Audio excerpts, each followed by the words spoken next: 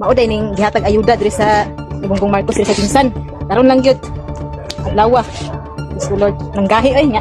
Bas mo tiging sa mga ano daw nakakuha ni nga mga donation ni basing kislan log ikasampo.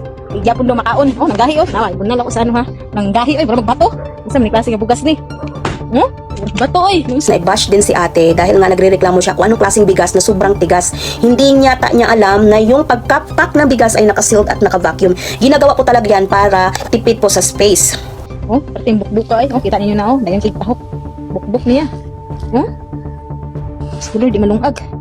Perting laguma. Oh, guro yang ginayon nga tag 20 kilo. Just, may na wala gibarig ya, gipanghatag. Pero di na gid makaon ni, brag na stock ni gid ni ba? Sa perting laguma gid eh. Yung natanggap nilang ayuda na bigas ay maraming bukbok. Ayon pa nga sa mga kaibigan ko at kakilala na nakatanggap din ng ayuda, kahit ilang beses mong linisan, baka hindi pa kainin ng aso o kaya pagkain ng aso ang binigay. So I am really praying na makabangon talaga ang taga Mindanao, guys. So this is your Mari Budlat. Stay strong po tayong lahat.